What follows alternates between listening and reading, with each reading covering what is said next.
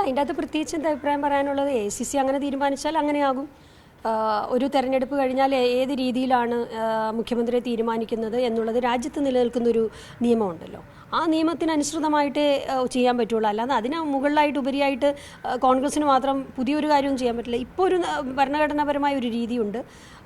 ആ രീതി അനുസരിച്ച് ഭരണഘടനയ്ക്ക് അനുസൃതമായിട്ട് 102 സീറ്റുമായി ഉജ്ജ്വല വിജയം നേടിയ UDF ഇനിയിപ്പോൾ മുഖ്യമന്ത്രി ആരെന്നുള്ള ചർച്ചകൾ പുരോഗമിക്കുകയാണ്. കോൺഗ്രസിൽ 3 പേരുകളാണ്. ഒന്ന് VD സതീശൻ, KC വേണുഗോപാൽ, രമേശ് ചെന്നിത്തല. ഈ 3 പേരുടെ പേരുകളാണ് ഉയർന്നു നിൽക്കുന്നത്. എന്നോടൊപ്പം ഉള്ളത് KPCCയുടെ ജനറൽ സെക്രട്ടറിയായ ദീപ്തി മേരി വർഗീസാണ്.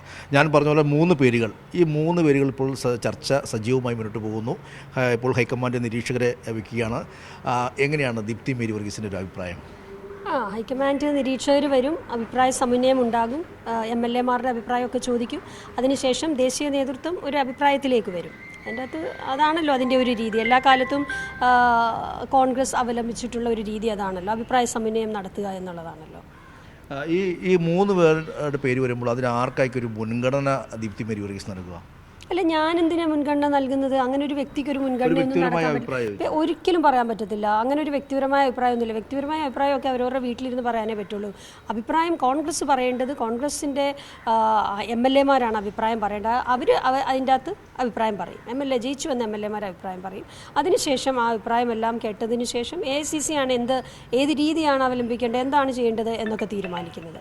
ഇതിൻ്റെ അകത്ത് അഭിപ്രായം പറയാൻ സ്വാതന്ത്ര്യമുള്ളൊരു പാർട്ടിയാണ് കോൺഗ്രസ്സിൽ പല രീതിയിലുള്ള അഭിപ്രായ പ്രകടനങ്ങളുണ്ടാകും. പക്ഷേ ആ അഭിപ്രായ പ്രകടനങ്ങൾ നവമാധ്യമങ്ങളിലാണെങ്കിലും പുറത്താണെങ്കിലും പറയുമ്പോൾ അതിനൊരു പരിധി ഉണ്ടാവണം. വലിയ വിജയമാണ് ജനങ്ങൾ തന്നിരിക്കുന്നത്. ആ ജനങ്ങൾ തന്ന ആ വലിയ വിജയത്തെ മോശമാക്കുന്ന രീതിയിലുള്ള പ്രതികരണങ്ങൾ, അത്തരത്തിലുള്ള പ്രചരണങ്ങൾ, മറ്റൊരു നേതാവിനെ മോശമാക്കി പറയുന്ന പ്രചരണങ്ങൾ, അതൊന്നും ഒരു തരത്തിനും ചെയ്യാൻ പാടില്ലാത്തതാണ്. അത് അംഗീകരിക്കുന്ന അങ്ങനത്തെ KPC നേതൃത്വവും AICC-യും അതിന് അത്തരത്തിലൊക്കെ ഉണ്ടായാൽ അതിൻ്റെ അകത്ത് ഇടപെടും എന്നുള്ള കാര്യത്തിൽ സംശയമില്ല. നിലവിലെ MLA-മാരിൽ നിന്ന് തന്നെ മുഖ്യമന്ത്രി ഉണ്ടാകണം എന്നുള്ളൊരു അഭിപ്രായമുണ്ടോ?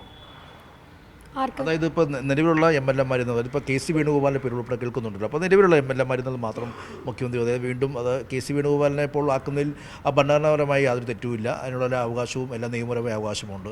അപ്പോൾ ആ കാര്യത്തിൽ എന്താണ് അഭിപ്രായമുള്ളത്? അല്ല, അതിൻ്റെ അകത്ത് പ്രത്യേകിച്ച് എന്താ അഭിപ്രായം പറയാനുള്ളത്? AICC അങ്ങനെ തീരുമാനിച്ചാൽ അങ്ങനെയാകും.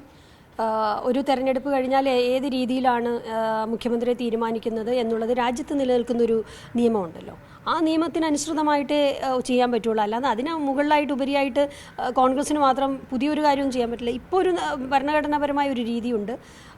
ആ രീതി അനുസരിച്ച് ഭരണഘടനയ്ക്ക് അനുസൃതമായിട്ട് KC വേണുഗോപാലിൻ്റെ പേര് നിൽക്കുന്നുള്ളൂ. അപ്പോൾ അദ്ദേഹം വരുമ്പോൾ അദ്ദേഹം ഇപ്പോൾ നിലവിലെ MLA അല്ല. KC വേണുഗോപാലിൻ്റെ മാത്രമല്ലല്ലോ, മറ്റു പേരുകളും ഉയർന്നു കേൾക്കുന്നുണ്ടല്ലോ, പല പേരുകളും ഉയർന്നു കേൾക്കുന്നുണ്ട്.